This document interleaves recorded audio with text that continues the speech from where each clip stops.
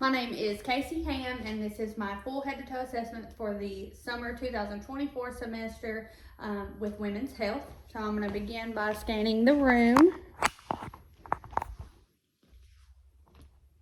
Those are my tools.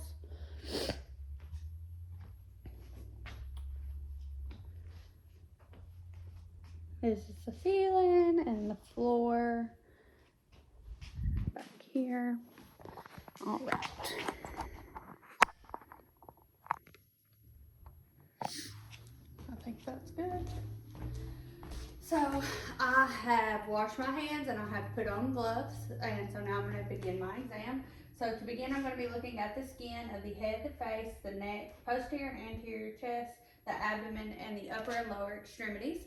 I'm going to be looking at the color, the moisture, the temperature, the texture, and the turgor. I'm going to also be looking for any swelling, bruising, scars, lesions, and nevi. And now I'm going to look at the head. So the head is normocephalic and symmetric. I am going to palpate and inspect the scalp at the same time. I'm looking for any masses or lesions, depressions, and tenderness. There are no infestations noted. The hair is evenly distributed. Brown is in color and coarse in texture. And so now I am going to palpate the lymph nodes.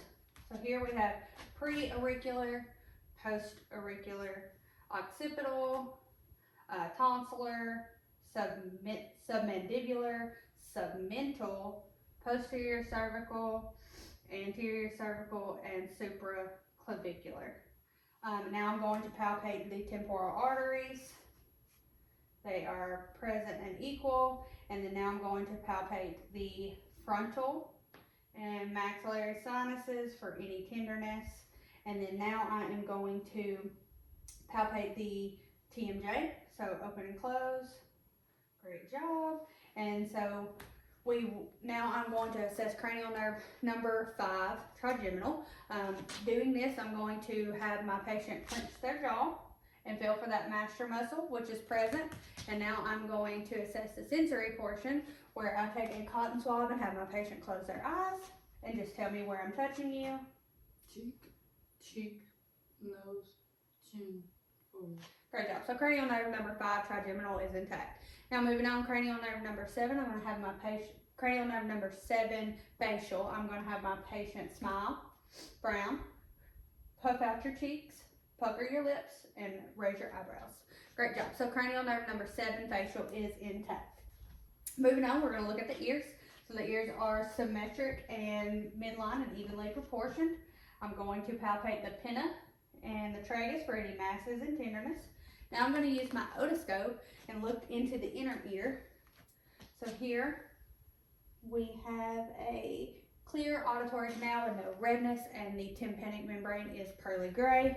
And again on this side, the tympanic membrane is clear, no redness, and the auditory canal is clear, no redness. Tympanic membrane was pearly gray. So now moving on, I'm going to test cranial nerve number 8, vestibular-cochlear, by using a series of hearing tests. The first one I'm going to perform is a whisper test. So I'm going to have my patient turn to the side, cover your ear, and I'm going to whisper. Just repeat back. 1, 2, 3. Great job. And on this side. 1, 2, 3. Great job. Now I'm going to use my tuning fork to perform a Weber's test, where I ping it and place it on the center of the head and ask the patient where she hears the sound best. In the middle. Great job. And so now I am going to perform a Renee's test using my tuning fork again. I'm going to ping it, place it on the mastoid bone and beside the ear. Ask the patient which sound she hears best, 1 or 2. 2. Great job. This side. 2. Great job. So cranial nerve number 8, vestibular-cochlear, is intact. Now moving on, we're going to look at the eyes. So on the eyes, so I'm going to be looking at the brows, the lashes, the papular fissures. The conjunctiva is pink and the sclera is white. There is no lesions or discharge noted. Now we're going to assess cranial nerve number 2, optic, using my Snellen chart. So I'm gonna have the patient cover one eye. I'll be 6 foot away and just ask them which they can read the lowest line. LTFPH. Okay, LTFPH. great job. And then now we're going to assess, or patient has 20/20 vision, and now I'm gonna assess the peripheral vision. So I'm gonna have the patient look straight at me, and I'm gonna hold up some fingers. Tell me which I'm holding up. 2, 1, 2, 1. Great job. So cranial nerve number 2, optic is intact. Now cranial nerve number 3, ocular motor. I'm going to assess by using my pen light and looking into the eyes for pupillary constriction.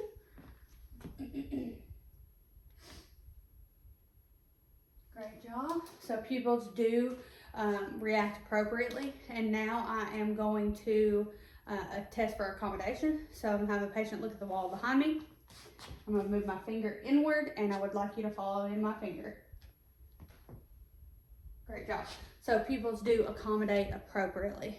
And now I am going to test cranial nerve number 3, ocular motor, cranial nerve number 4, trochlear, and cranial nerve number 6, obducence, by testing conjugate gaze.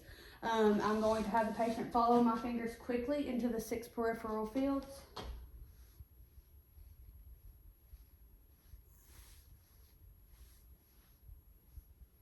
Great job. So cranial nerve number 3, 4, and 6 are all intact. And so now moving on, we're going to be looking at the nose. The nose is midline and straight. I'm going to assess cranial nerve number 1, olfactory, and cranial and nasal patency at the same time, having my patient close her eyes and include one nostril. And I'd like for you to smell. All right, and then smell. All right, and what did you smell? Alcohol. Great job. So cranial nerve number 1 and nasal patency are both intact. Now we're going to look at the mouth. So when assessing the mouth, I'm going to be looking at the lips, the teeth, the gums, the buccal mucosa, the palate, the tongue, under the tongue, the salivary glands, the posterior pharynx, and the tonsils. So just say, all right, no abnormalities noted. And now I'm going to assess cranial nerve number 9, glossopharyngeal, cranial nerve number 10, vagus. I'm going to have the patient stick out their tongue and say, ah, ah. Great job. So that uvula does rise and fall with phonation. So cranial nerve number 9 and 10 are intact. Now cranial nerve number 12, hypoglossal. I'm going to have the patient stick out her tongue and move side to side and up and down. And cranial nerve number, or the tongue is without fasciation. So cranial nerve number 12 is intact. So now we're going to look at the neck. So when assessing the neck, I'm looking at the trachea. It is midline and straight. I'm now going to assess the thyroid gland by having the patient push it over to the side and swallow. Great job. And then to the other side, swallow. Great job. So there were no nodules felt. Now I'm going to palpate the carotid arteries. So 2+ and present, 2+ and present. And now I'm going to use my stethoscope to auscultate. I'm going to use the bell of my stethoscope to auscultate the carotid arteries. Hold your breath. Great job. So no bruise were heard. And now I am going to assess the posterior chest. I'm going to have my patient turn around. While she's doing this, I'm going to be assessing for signs of respiratory distress, such as tripod positioning, nasal flaring, tachypnea, retraction, cyanosis, and accessory muscle use. Now I'm going to inspect the chest for symmetry, which is present, and any deformities or abnormalities. Now I'm going to palpate for equal chest expansion, so take a deep breath. All right, that is symmetric. And now I'm going to palpate for tactile firmness by having my patient say 99. 99, 99, 99. Great job. Vibrations were heard throughout. And now I am going to percuss all lobes of the posterior chest.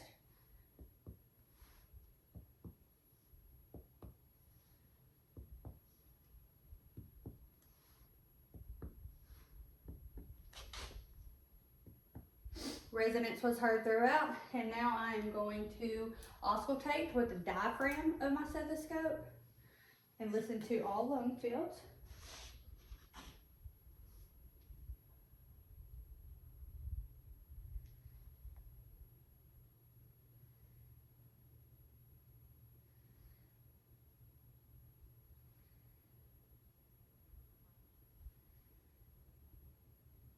So all lung fields were clear. Now I'm going to test for egophony by having my patient say the word E. E, E, E, E, E, E, E, E. Great job. And now bronchoscopy, so I'm gonna have her say 99. 99, 99, 99, 99, 99, 99, 99, 99. And now I'm going to test for whisper pectorale and have my patient whisper 99.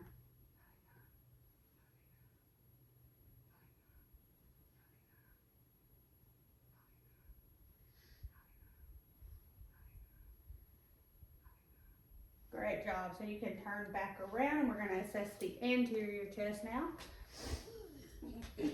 So again, I'm going to be inspecting for symmetry and any deformities. I'm going to now palpate for equal chest expansion, so deep breath. Great job. And now tactile firmness, 99. 99, 99, 99. Great job. So vibrations were heard through or felt throughout. And now I'm going to re-auscultate the anterior chest using the diaphragm of my stethoscope.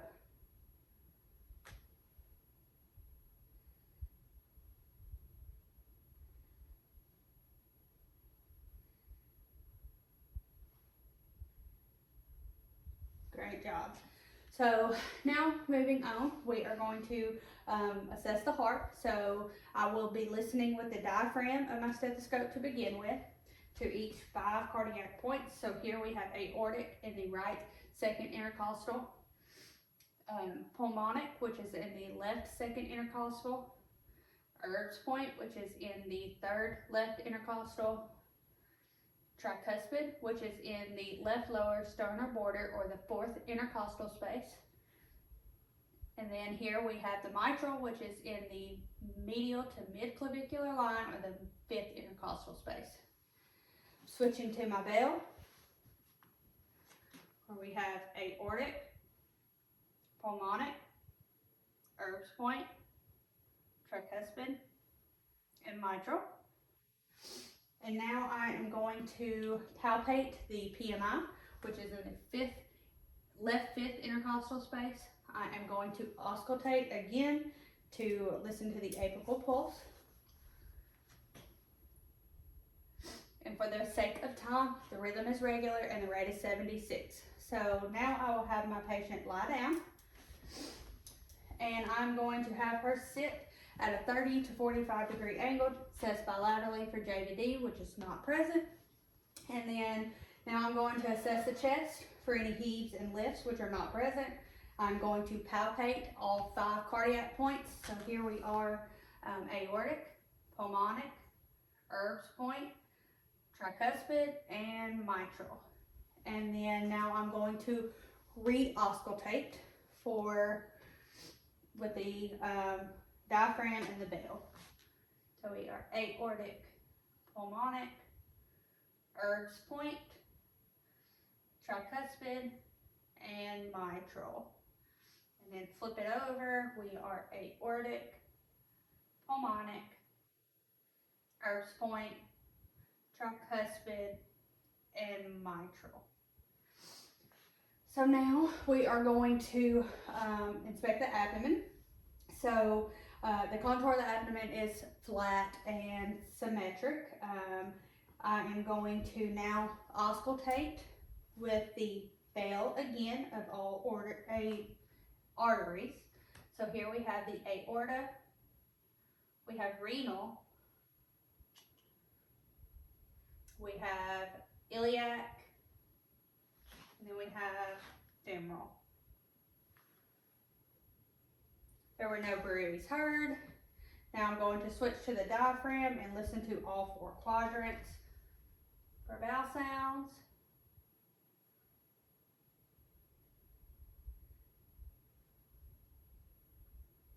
Vowel sounds were normal active times 4. And now I am going to percuss all 4 quadrants.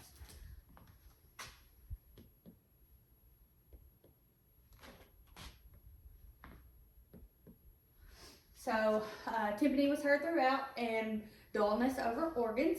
And so now I'm going to I'm going to palpate, begin with light palpation. So just tell me if you have any tenderness.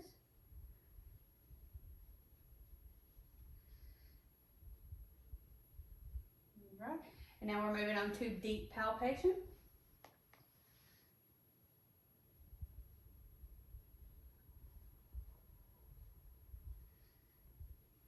There are no masses or tenderness. And now I'm going to have you hold your breath. I'm going to palpate your liver. Great job. And then spleen, hold your breath. Great job. So those are both non-palpable. So now I'm going to have my patient sit back up and we're going to begin the musculoskeletal portion of this exam.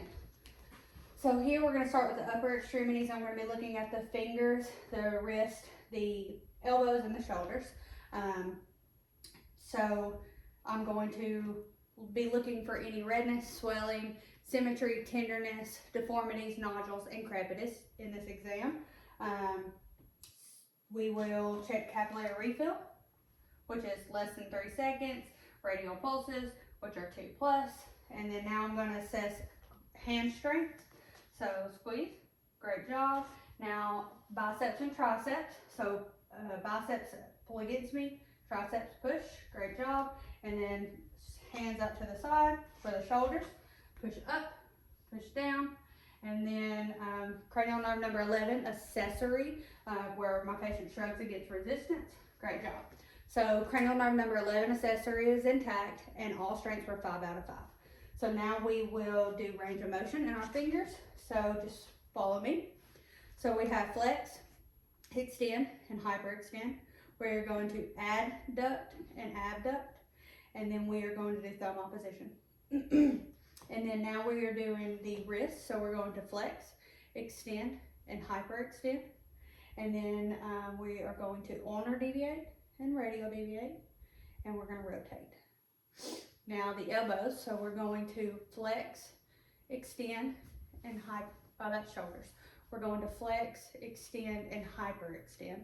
And then now with the shoulders, we're going to flex, extend, hyperextend. We are going to internally rotate, externally rotate, and then we are going to abduct and adduct, and then circumduction. And then so now we're going to do a series of tests for cerebral coordination. So we're going to do thumb opposition, finger to finger, so quickly. Great job. And then now we're going to do the hand flip flop. Great job. And then now we are going to do touch your nose and then my finger 3 times quickly. 2, 3. Great job. And now I'm going to perform stereognosis by having my patient close her eyes and identify some objects in her hand. So put your hands out. All right, can you identify those objects? Keys and paperclip. Great job. And now we're going to do graphonesia, where I draw some letters and numbers in her hand and she identifies those. A. Good job. 8. Great job. And so now we are going to move on and I'm going to assess light touch sensation. So I'm having a patient close her eyes still. Just tell me where I'm touching you at. My arm. Like shin. Other shin. Great job. And so now we are going to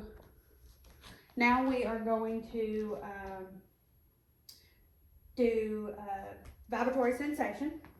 So I'm going to ping my tuning fork and put it on the ulnar wrist. And I just want you to tell me if you can feel that. Mm-hmm. Great job. And then again on the ankles. Mm-hmm. Great job. And then now I'm going to use my reflex hammer and I am going to test all the reflexes. So here we have the brachioradialis and brachioradialis. And then here we have the bicep and the tricep. Great job. Bicep and the tricep. And then here our legs would be floating. So patellar. Mm-hmm. And then Achilles. And then Babinski's. Mm-hmm. Great job. And so now we will move on to the lower extremities. So here we have the toes, the ankles, the knees, and the hips. So I'm going to be assessing for symmetry, swelling, redness, tenderness, nodules, deformities, and crepitus in this case as well. So we will begin with the strengths here. So with your feet, I want you to push against me and pull against me. And then we're gonna assess the knees. So pull and push. And then the hips, push and pull. Great job. So all those strengths were 5 out of 5. And now we're gonna do range of motion in the toes. So just kind of follow what my hands do in the toes. We're going to flex, extend, hyperextend. We're going to adduct and abduct. And then now we're going to go to the to the ankles. We're going to plantar flex and dorsiflex. We are going to rotate. We're going to inversion and exversion. Yeah. Now the knees, we're going to stand up for this part. So here we are going to flex, extend, and hyperextend. And then flex, extend, and hyperextend. And then we're going to do our hips. So with hips, we are going to flex, extend, and hyperextend. And again, flex, extend, hyperextend. We are going to do circumduction in both hips. Great job. And then we are going to externally rotate, and then internally rotate, and then externally rotate, and internally rotate. And then we are going to abduct inward, and abduct outward, and then abduct inward, and abduct outward. All right, so now we're going to look at the back. So in the back, we are going to be looking for symmetry, deformities. I'm going to palpate the spine for any tenderness. We are going to look for scoliosis by bending over, flexing that lumbar spine, and looking at the shoulders, which are equal. So here we can extend back up and hyperextend backwards. We're going to laterally flex to each side, and we are going to rotate. And that was the lumbar spine range of motion. And then in the neck, we're going to flex downwards, back up, extend, hyperextend back. We're going to laterally flex again. Great job. And then we are going to rotate. So now we are going to perform a Romberg test. So turn around, close your eyes, put your hands out. And now there's no sway. And now we're going to assess gait. So I'm going to have my patient walk to the camera, and then heel to toe back. Great job. And now hop on each foot. And that is the end of this exam.